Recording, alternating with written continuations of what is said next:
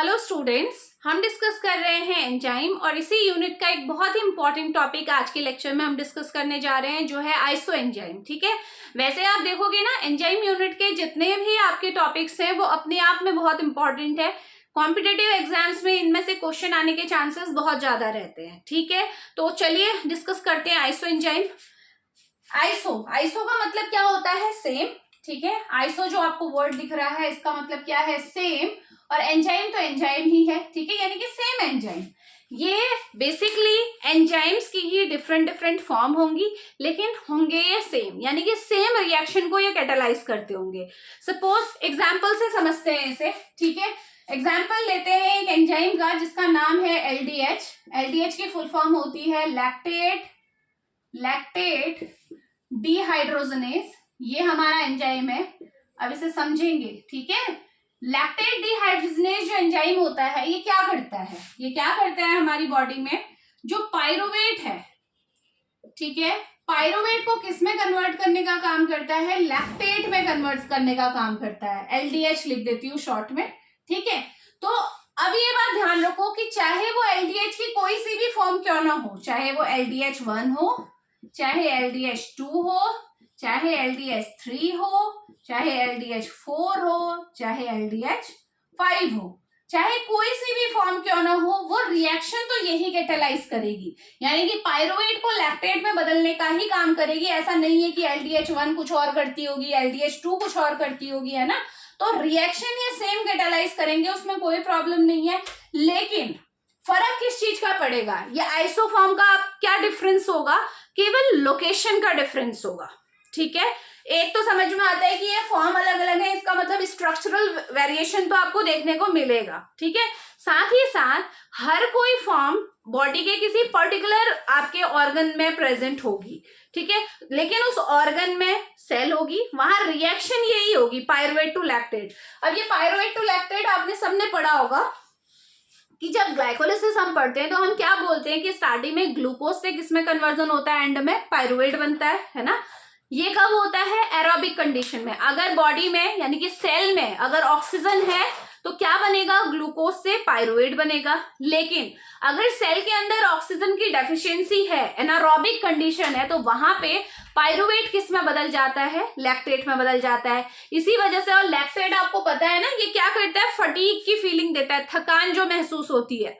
ठीक है, जो थकान जो महसूस होती है वो किस वजह से होती है? जब ये लैक्टेट हमारे जॉइंट्स में डिपॉजिट होने लगता है। ठीक है, तो ध्यान में रखिएगा वो क्यों होता है? ऑक्सीजन की कमी की वजह से। ठीक है, तो ये जो पायरुवेट से लैक्टेट में कन्वर्जन होता है विद इन द सेल, वो किसकी वजह से होता है? लैक्टेट डिहाइड्रोजनेज की वजह से होता है। ठीक है, पूरी रिएक्शन लिखने की मुझे जरूरत नहीं है, अदरवाइज इसमें आपको पता होना चाहिए।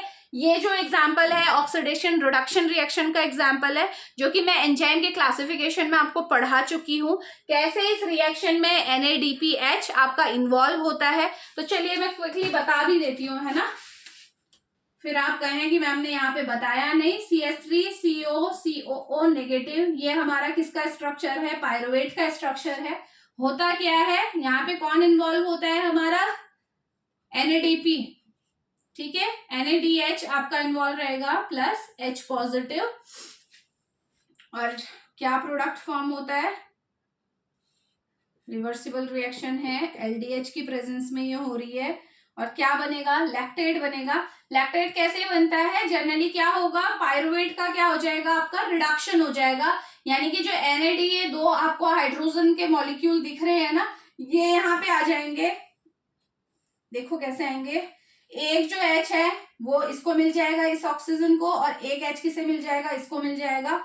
तो देखो स्ट्रक्चर क्या बन जाएगा? COOH, COH और CH3। ये हमारा स्ट्रक्चर बन गया। ये स्ट्रक्चर होता है हमारा लैक्टेट का। किसका होता है? लैक्टेट का। ठीक है, तो ये हमारा लैक्टेट बन गया। और फाइनली फिर अगर इसे आप आगे चढ़ के देखोगे, यहाँ पे H तो होता ही है ऑलरेडी। कहीं ये बोलो कि H कहाँ है? यहाँ H होगा, मैंने शो नहीं किया हुआ। जहाँ पे भी वैलेंसी कंप्लीट करने के लिए आप कर सकते हो। और यहाँ पे बच जाएगा मेरा NAD+। ठीक है, ये रिएक्शन होती है लैक्टेट डिहाइड्रोजनेज, कैसे पायरुवेट को लैक्टेट में कन्वर्ट करता है। ठीक है, क्या हो रहा है यहाँ पे? जो पायरुवेट है, पायरुवेट रिड्यूस होके क्या बना रहा है आपका, लैक्टेट बना रहा है, H2 इसमें ऐड हो रहा है यानी कि रिडक्शन हो रहा है, और एट द सेम टाइम जो NADH है, क्योंकि इसमें से H रिमूव हो रहा है तो NADH का क्या हो रहा है आपका, ऑक्सीडेशन हो रहा है।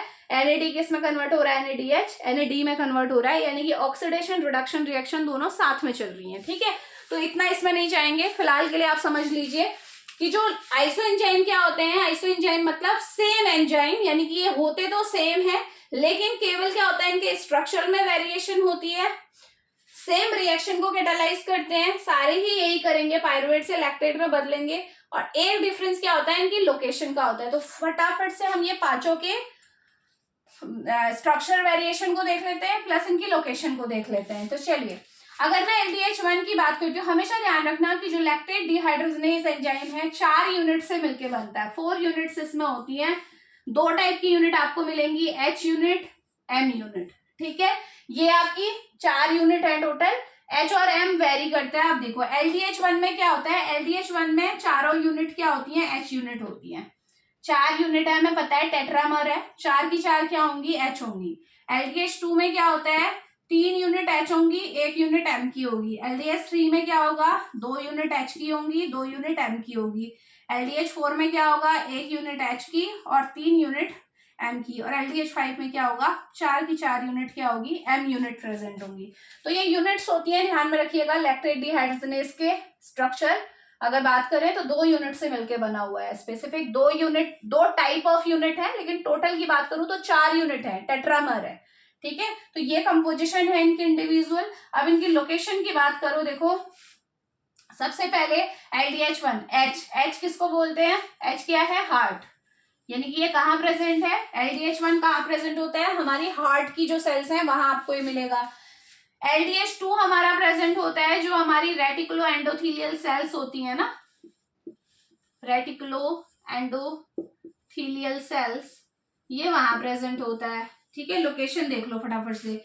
LDH3 हमारा होता है लंग्स में, LDH4 हमारा होता है किडनी में और प्लस प्लेसेंटा में। ठीक है, जो प्लेसेंटा है हमारा, प्लेसेंटा, वहां ये देखने को मिलेगा। और LDH5 M है, M रिप्रेजेंट कर रहा है हमारी मसल्स को, मसल्स में ये होता है। ठीक है, तो इतना डिफरेंस आपको समझ में आना चाहिए और ये कराने का रीजन भी यही है। और हाँ, एक और इसकी लोकेशन है, मसल्स के साथ साथ लीवर में भी होता है ये LDH5।